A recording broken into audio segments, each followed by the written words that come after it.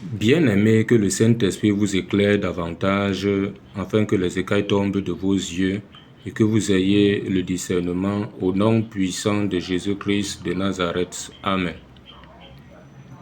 Bien-aimés, je vais vous parler de cette affaire de songe et de cette affaire aussi de Dieu m'a dit. On voit que cela est tellement répandu dans les milieux dits chrétiens. Le Dieu m'a dit, Dieu m'a révélé. Mais quel est ce Dieu qui révèle à l'autre ou qui dit à l'autre, mais ne dit pas aussi à celui à qui on veut dire ou révéler la chose, ou on veut transmettre le message? Or, ici, à la lumière de la parole, on a vu Pierre et Corneille. Dieu a révélé quelque chose à Corneille là-bas, et de l'autre côté aussi où Pierre était, Dieu a confirmé aussi la chose. Lisez Acte 10, vous allez comprendre. Dieu ne met pas les gens dans la confusion. On voit aussi Paul et Ananias. Dieu a envoyé Ananias chez Paul et Dieu a aussi révélé la même chose à Paul. On voit aussi Paul lui-même qui devait monter sur Jérusalem. Agabus est juste venu attester ce que Paul avait même déjà reçu. Quand vous lisez Acte 21 là-bas, où Agabus vient chez Philippe, et il prend la ceinture de Paul, dit celui à qui appartient cette ceinture, c'est ainsi qu'on va le lier à Jérusalem. Paul avait déjà reçu quelque chose de ce genre au préalable, et plusieurs même, d'autres frères même lui ont dit de ce qu'il l'attendait là-bas à Jérusalem. Autre. Mais ce qu'Agabus venait dire, cela ne lui était pas étrange. Mais quel est ce Dieu-là qui dit des choses, qui révèle des choses aux uns, mais ne le fait pas aux autres? Tu es juste surpris par des messages ça et là, et ça te pousse même parfois à faire des choses même que si toi-même tu partais consulter Dieu, Dieu devait te révéler en réalité si ça vient de lui ou pas. Bon, comprenons que les songes là, il y a plusieurs façons de les recevoir. Du moins, il y a le diable qui révèle, il y a aussi Dieu qui révèle dans les songes, il y a même aussi notre propre chair qui nous révèle des choses. Pour voir si c'est Dieu qui a révélé la chose, il faut que cela soit attesté par celui à qui peut-être le message est destiné. Ou tu demandes à Dieu qu'il te fasse signe même dans le sens simple comme ça, soit au travers d'une autre personne, ou soit qu'il te fasse signe, ou soit qu'il fasse à ce que la chose revienne, même 2 ou 3 fois, pour que tu comprennes en réalité que la chose vient de Dieu. Et voilà, on voit Joseph là-bas. Joseph, voilà, a dit à Pharaon que si la chose revient jusqu'à 2 fois, ça veut dire que la chose est déjà arrêtée par Dieu. Parce que Dieu ne met pas les gens dans la confusion en fait.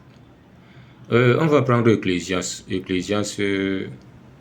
Et parfois, mais tu peux me dire à Dieu, si cela vient de ta propre chair ou du diable, vraiment qu'il fasse à ce qu'à ton réveil, tu ne retiens rien de ce que tu as reçu. Parce que vous allez trouver d'autres aussi que, en longueur de journée, ils ne sont pas dans les choses de Dieu. Ils ne sont pas réellement adonnés ou impliqués dans les choses de Dieu. Ils ont nourri leur chair des choses du monde.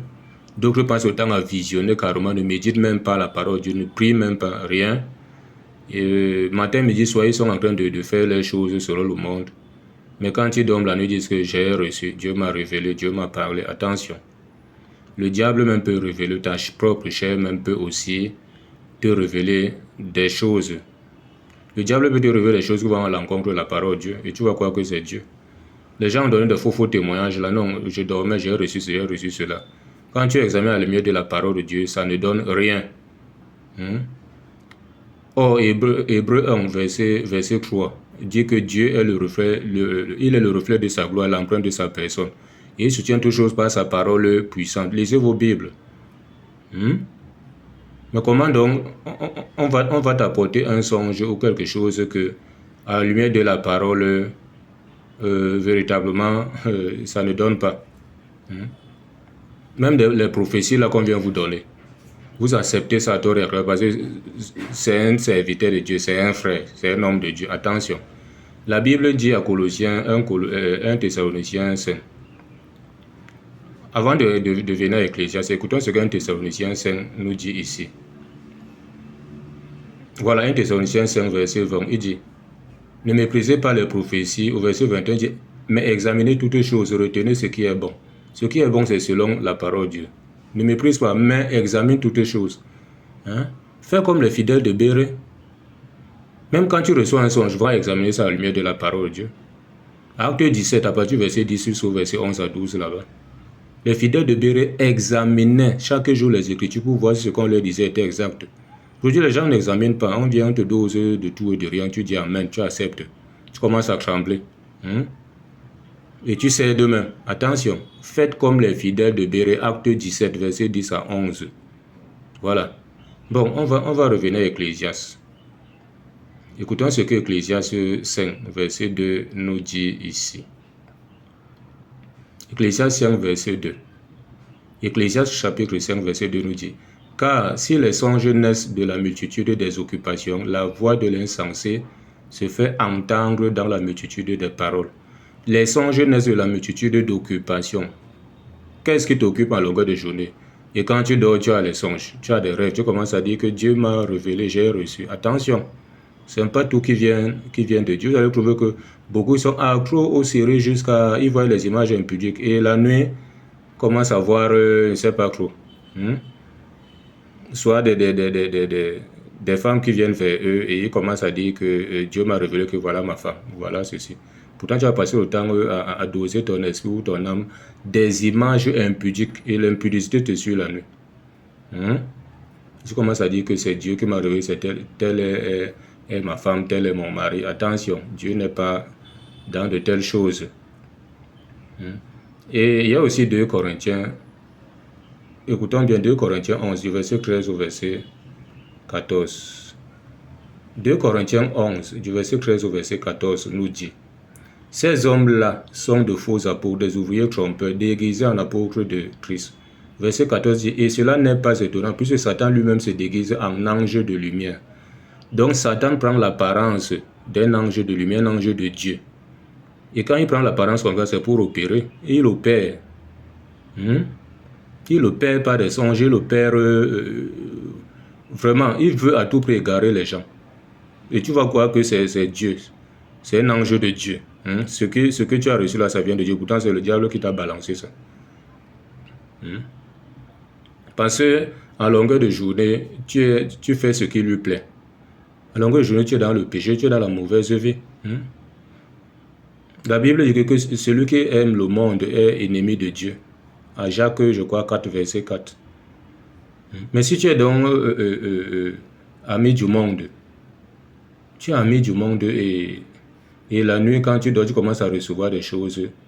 Tu crois que Dieu est dedans. Dieu n'est pas dedans. Voilà, donc on va continuer à Job. Écoutons ce que Job nous dit ici, Job 33. Job 33, à partir du verset 14. Job 33, verset 14 nous dit. Écoutons bien. Job 33, verset 14, pour que nous comprenions en réalité les songes aussi qui viennent de Dieu. Parce que Dieu ne met pas quelqu'un dans la confusion.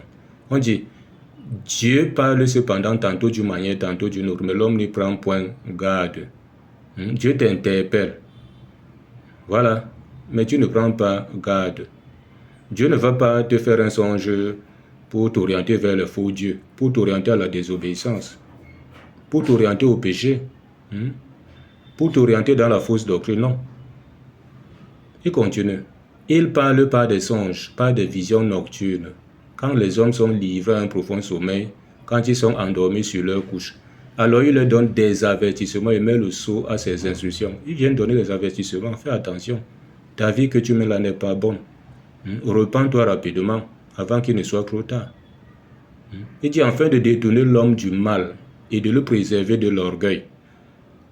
Il veut te détourner du mal et te préserver de l'orgueil. Pas qu'il te pousse davantage dans l'orgueil, dans le mal, non. Verset 18, il dit afin de garantir son âme de la fausse et sa vie des coups de glaive, pour qu'il ne perde pas sa vie. Garantir son âme de la fausse et ça vit des coups de glaive. Le glaive, c'est l'épée.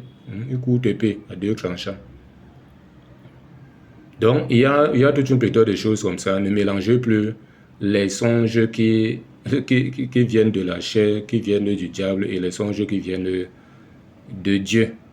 Que quelqu'un dise soit que Dieu m'a dit, Dieu m'a révélé que ceci, c'est là. Vous allez même trouver des faux songes comme ça. Quelqu'un dit qu'il dormait, Dieu l'a pris, Dieu l'a mené en enfer. Et on lui a montré les gens qui étaient là-bas, qui ne payaient pas je ne sais quoi, qui ne nourrissaient pas le pasteur, qui ne payaient pas leur dîme, qui ne donnaient pas l'argent pour construire l'église. Et beaucoup de faux trucs comme ça. Et les gens sont là, amen, amen, amen. Ça met les gens dans des jours, dans la peur. Et pourtant, il n'en est rien. Donc, faites attention à tout ce qu'on vous dit là, que ça vient de Dieu. Ok, dans la paix, au nom de Jésus. Amen.